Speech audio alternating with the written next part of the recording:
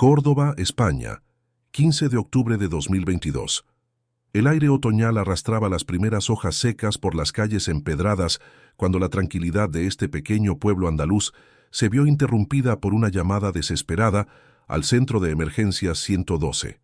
Lourdes Aguilar, de 34 años, reportaba entre sollozos la desaparición de su hijo Miguel, de apenas 7 años, quien había salido a jugar al patio trasero de su casa y no había regresado para la merienda. La residencia de los Aguilar se encontraba en una calle silenciosa donde las casas conservaban esa arquitectura tradicional andaluza, con muros blancos y tejas rojas. Carlos Aguilar, padre del menor y conductor de camiones de largo recorrido, se encontraba realizando una entrega en Francia cuando recibió la devastadora noticia. Su regreso urgente tomaría al menos 12 horas, dejando a Lourdes enfrentar sola las primeras horas críticas de la búsqueda. Tengo una buena noticia para ti que sigues casos de crímenes reales. Suscribirte a este canal y reaccionar con un me gusta hará que YouTube te recomiende videos cada vez más acertados para ti. Hazlo ahora y mira este video hasta el final. Miguel era conocido en el vecindario como un niño energético, curioso hasta el punto de preocupar a su madre, quien frecuentemente comentaba con las vecinas sobre los desafíos de criarlo. Lourdes, quien había trabajado como actriz en una compañía teatral local antes del nacimiento de Miguel, había abandonado esa carrera para dedicarse completamente a la maternidad, una transición que no siempre había sido fácil. Los primeros investigadores en llegar fueron el sargento Antonio Ruiz y la agente Carmen Torres de la Guardia Civil. Durante la inspección inicial de la propiedad, el sótano fue examinado superficialmente, pero la presencia de varios electrodomésticos viejos, cajas apiladas y un fuerte olor a humedad no reveló nada sospechoso en ese momento. Siguiendo el protocolo estándar para menores desaparecidos, se priorizó la búsqueda en exteriores y la localización de testigos, considerando que los niños de la edad de Miguel raramente se ocultan en espacios cerrados de su propia casa.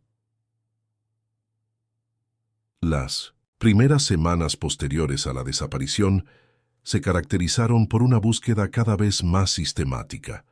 Lourdes se había convertido en la figura central de una campaña mediática que trascendía los límites de Córdoba, apareciendo en programas de televisión locales y nacionales con una emotividad que conmovía incluso a los presentadores más curtidos. Su capacidad para articular el dolor maternal, combinada con una determinación inquebrantable, generó una oleada de solidaridad que se extendía mucho más allá de las fronteras andaluzas. Durante este periodo, la detective Beatriz Jiménez observaba con creciente curiosidad ciertos aspectos del comportamiento de Lourdes que resultaban intrigantes para alguien con su experiencia. La precisión con que recordaba cada detalle de las últimas horas de Miguel contrastaba con la típica confusión emocional que solían mostrar los padres en situaciones similares. Sus respuestas a las preguntas de los investigadores eran coherentes, detalladas y notablemente estables a lo largo de múltiples entrevistas. Un elemento que llamó la atención de Jiménez fue el nivel de detalle con que Lourdes había documentado las rutinas de Miguel en las semanas previas a su desaparición. Su agenda personal contenía anotaciones minuciosas sobre los horarios del niño, sus comidas, incluso observaciones sobre su comportamiento día a día. Esta meticulosidad resultaba inusualmente exhaustiva incluso para los estándares de padres particularmente atentos. Las entrevistas con vecinos y conocidos revelaron un patrón en la relación madre-hijo. Varios testimonios describían a Miguel como un niño excepcionalmente activo, con tendencias que algunos calificaban como hiperactivas, aunque nunca había recibido un diagnóstico oficial. Lourdes había consultado con frecuencia al médico de familia sobre estrategias para manejar la energía de Miguel, llegando incluso a investigar tratamientos alternativos. Sus conversaciones con otras madres del vecindario a menudo giraban en torno a los desafíos de criar a un niño tan intenso. Durante el segundo mes de búsqueda, cuando las pistas iniciales se habían agotado, Lourdes inició una nueva fase de su campaña. Estableció una página web dedicada al caso, organizó eventos benéficos para financiar la búsqueda privada y comenzó a mantener correspondencia regular con expertos en niños desaparecidos de otros países. Su dedicación era admirable, pero también planteaba preguntas sobre cómo una persona en duelo profundo podía mantener tal nivel de actividad organizada. Los registros telefónicos de los meses anteriores a la desaparición mostraron que las llamadas de Lourdes al centro de salud local habían aumentado significativamente, consultando sobre problemas de comportamiento infantil y estrategias de disciplina. También había contactado a varios psicólogos infantiles, aunque aparentemente nunca había seguido adelante con ninguna cita para Miguel. Este patrón sugería una madre cada vez más abrumada por los desafíos de la crianza. Carlos, por su parte, había suspendido indefinidamente sus viajes laborales para concentrarse en la búsqueda. Sin embargo, la diferencia en cómo la pareja procesaba la tragedia comenzó a ser evidente. Mientras Lourdes canalizaba su energía hacia la actividad pública y mediática, Carlos se sumía en silencios prolongados, periodos de introspección que contrastaban notablemente con la elocuencia de su esposa ante las cámaras. Durante los meses de invierno, Lourdes había evolucionado de madre desesperada a activista reconocida en la causa de menores desaparecidos. Su transformación era notable. Había desarrollado una red de contactos que incluía periodistas, investigadores privados y familias de otros niños desaparecidos en España. Sus apariciones públicas se habían vuelto más pulidas, sus declaraciones más articuladas. En febrero de 2023, Lourdes estableció contacto con María Fernández, una investigadora privada especializada en casos familiares. Durante sus primeras semanas trabajando con la familia, Fernández notó que Lourdes tenía una memoria extraordinariamente detallada sobre eventos específicos del día de la desaparición, pero mostraba lagunas curiosas sobre las semanas inmediatamente anteriores. Cuando se le preguntaba sobre el estado emocional de Miguel en los días previos, sus respuestas se volvían más vagas, menos específicas. Carlos comenzó a mostrar signos de tensión creciente que no pasaron desapercibidos. Sus apariciones, públicas junto a Lourdes, se volvieron menos frecuentes. Y cuando participaba en entrevistas, su lenguaje corporal sugería incomodidad y fatiga emocional. En conversaciones privadas con amigos cercanos, Carlos expresaba frustraciones sobre la dirección que había tomado la búsqueda, sintiendo que el enfoque mediático había reemplazado los esfuerzos de investigación más tradicionales.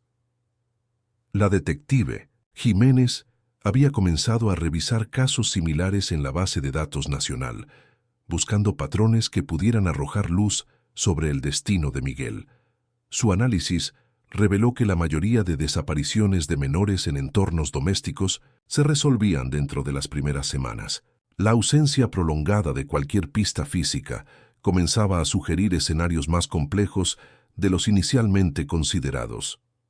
La primavera de 2023 trajo una renovación en los esfuerzos de búsqueda cuando Lourdes organizó el primer Día de Miguel, un evento comunitario celebrado en el Parque Central de Córdoba que atrajo a cientos de participantes. La capacidad organizativa demostrada por Lourdes fue impresionante, coordinando logística compleja, medios de comunicación y múltiples grupos de voluntarios con una eficiencia que sorprendió incluso a organizadores profesionales. Para Jiménez, este mismo éxito organizativo planteaba preguntas adicionales. La energía sostenida de Lourdes, su capacidad para mantener la esperanza pública, incluso en los momentos más desalentadores, comenzaron a formar un patrón que, aunque admirable, también resultaba estadísticamente inusual comparado con otros casos familiares de su experiencia. El 12 de octubre de 2023, exactamente un año después de la desaparición de Miguel Aguilar, la crisis comenzó de manera prosaica. Carmen Rueda, vecina de 67 años que vivía en la casa contigua, había notado durante varios días un olor persistente y desagradable que se intensificaba con el calor del mediodía. El olor se había vuelto tan penetrante que Carmen decidió llamar a los servicios municipales para una inspección. Los técnicos municipales, siguiendo el protocolo estándar, comenzaron su investigación rastreando el origen del olor. La búsqueda los llevó inevitablemente al sótano de la casa Aguilar. Cuando los técnicos solicitaron acceso al sótano, Lourdes mostró la primera reacción genuinamente sorprendida que muchos observadores habían presenciado en todo el año anterior. Su compostura habitual se quebró momentáneamente, manifestando una confusión aparente sobre por qué el sótano podría estar relacionado con problemas de olores. Esta vez, la inspección fue exhaustiva. Los técnicos movieron los electrodomésticos y cajas que habían impedido una búsqueda completa un año antes. El descubrimiento fue inmediato y devastador. En una esquina del sótano, parcialmente oculto, detrás de equipamiento doméstico almacenado, yacía un bulto envuelto en plástico industrial que contenía los restos mortales de Miguel Aguilar. El estado de preservación del cuerpo, afectado por las condiciones específicas del sótano, permitió una identificación inmediata a través de la ropa que llevaba. La misma camiseta azul con dinosaurios y los pantalones vaqueros descritos en los reportes de desaparición un año antes. La detective Beatriz Jiménez recibió la notificación mientras revisaba archivos en su oficina. El impacto de la información tardó varios segundos en procesarse. El niño, por quien toda una comunidad había orado durante 12 meses, había permanecido en el sótano de su propia casa durante todo ese tiempo. El equipo forense, dirigido por la doctora Isabel Moreno, comenzó la documentación exhaustiva del sitio. El análisis preliminar reveló que Miguel había sido envuelto cuidadosamente en múltiples capas de plástico industrial. La posición del cuerpo y la ausencia de signos de descomposición avanzada sugerían que la muerte había ocurrido aproximadamente en el periodo de la desaparición reportada. Lourdes, al ser informada del hallazgo, experimentó lo que los testigos describieron como un colapso emocional genuino. Sus gritos de incredulidad, sus afirmaciones de que alguien había puesto el cuerpo allí y su insistencia en que ella nunca había ingresado al sótano durante el año anterior, fueron documentados cuidadosamente por los investigadores presentes. La autopsia inicial reveló información crucial. La doctora Moreno determinó que el niño había fallecido por asfixia traumática, con evidencias de forcejeo que incluían múltiples contusiones defensivas en brazos y manos. Más significativamente, el análisis forense reveló material biológico bajo las uñas de Miguel que coincidía con el ADN materno, sugiriendo contacto físico intenso en los momentos previos a su muerte. El examen del plástico utilizado para envolver el cuerpo proporcionó evidencias adicionales. Las huellas dactilares encontradas en las superficies internas del material correspondían exclusivamente a Lourdes Aguilar, mientras que el tipo específico de plástico fue identificado como perteneciente a un rollo de conservación alimentaria industrial encontrado en la cocina familiar. Cuando estos resultados fueron presentados a Lourdes durante un interrogatorio formal, sus explicaciones sobre cómo el material genético y las huellas dactilares habían llegado a estar presentes en el envoltorio del cuerpo se volvieron cada vez más inconsistentes, contradiciendo directamente las declaraciones que había proporcionado. Durante los 12 meses anteriores, la investigación forense del sótano reveló evidencias adicionales que habían pasado desapercibidas durante la inspección inicial. Rastros microscópicos de sangre, detectables únicamente mediante luminol, formaban un patrón en el suelo que sugería que el cuerpo había sido trasladado post-mortem desde otra ubicación dentro de la casa. Análisis químicos posteriores identificaron residuos de productos de limpieza industrial en concentraciones anormalmente altas. El análisis psicológico del comportamiento de Lourdes durante el año de búsqueda, conducido por especialistas en criminología forense, reveló patrones consistentes con trastornos de personalidad que incluían capacidades de manipulación excepcionales. Su habilidad para mantener una performance emocional convincente durante periodos prolongados, combinada con su historial como actriz amateur, sugería una predisposición natural hacia la simulación sostenida. El juicio, que comenzó en abril de 2024, atrajo atención mediática nacional. La Fiscalía presentó un caso metodológicamente construido que combinaba evidencias forenses irrefutables con análisis del comportamiento de Lourdes durante el período de engaño público. Las grabaciones de sus múltiples apariciones televisivas fueron presentadas como evidencia del alcance de su manipulación. El testimonio de Carlos Aguilar resultó particularmente devastador para la defensa. Los registros de sus movimientos, confirmados a través de dispositivos de rastreo GPS en su camión, demostraron que se encontraba en Francia en el momento del crimen. Su dolor durante el año de búsqueda había sido observado como auténtico por múltiples testigos, contrastando notablemente con la performance calculada de Lourdes. En un momento crucial del juicio, Carlos confrontó directamente a Lourdes en el estrado, preguntándole cómo había podido consolarlo noche tras noche mientras sabía que Miguel estaba en el sótano. Su voz quebrada y la imposibilidad de Lourdes para proporcionar una respuesta coherente marcaron el punto de inflexión emocional del proceso. La defensa intentó argumentar que Lourdes había actuado bajo extrema presión psicológica causada por las dificultades de manejar el comportamiento hiperactivo de Miguel. Sin embargo, la evidencia forense contradecía esta narrativa. La duración y intensidad del forcejeo indicaban una agresión sostenida que iba más allá de cualquier escenario de disciplina accidental. Después de 6 días de deliberación, el jurado emitió un veredicto unánime de culpabilidad por homicidio premeditado con agravantes de parentesco. El juez Francisco Mendoza, al pronunciar la sentencia de prisión permanente revisable, destacó la excepcional crueldad, demostrada no solo en el acto del crimen, sino en la elaborada campaña de engaño que había seguido.